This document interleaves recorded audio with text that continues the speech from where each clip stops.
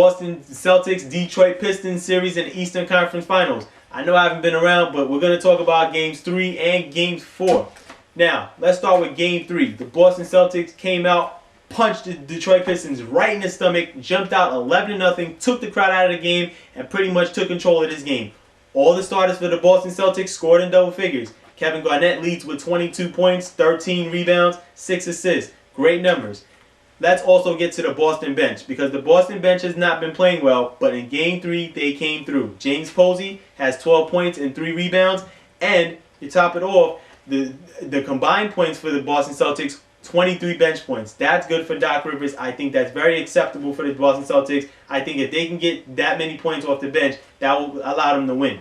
Now, for Detroit, they shot a horrible 38% from the field. Rasheed Wallace only has 12 points and 8 rebounds. He fouls out of the game. Rip Hamilton, he scores 26, but he got most of his points from the free throw line. He didn't shoot very well. Shot 8 of 18. But Rodney Stuckey, this guy has been great in this series. Comes off the bench and has 17 points. If he didn't have 17 points, guess what? Boston really would have got, Detroit would have really got thrashed in Game 3. No ifs, ands, or buts about it. Detroit, they had to make the defensive necessary changes after Game 3. They lose 94-80 on their home court. But Game 4, you know Detroit's coming out, and they're coming out resilient. McDyess, he has 21 points and 16 rebounds. I mean, when last have you seen stats like that in a box score? I know if you saw it after last night's game, you had to blink your eyes again, because McDyess played great last night. He knocked down that jump shot consistently, and he made Boston play defense on him.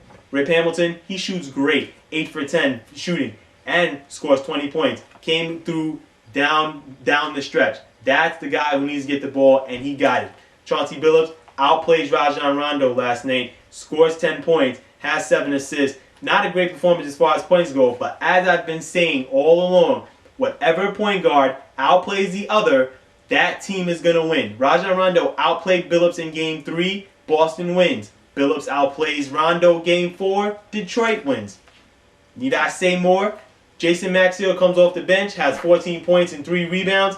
The Boston role players, they were very limited in last night's game. I think if Boston has a chance to win in this series, these role players have to step up. Why? Because Garnett only had 16 last night. Paul Pierce only had 16 last night. And Ray Allen, back into that slump. 5 of 16 shooting, 11 points. I'm going to tell you right now, if Boston's role players do not step up, this series is going to be a very big, fat disaster for the Boston Celtics. They're just going to be one big disappointment, winning 66 games. So that's what Boston has to do. They have to readjust themselves, and they have to get back to the way they have been playing, moving the ball around, getting these role players involved. That's my report on the Boston Celtics and the Detroit Pistons for Games 3 and 4. I'm Jamel Crothers.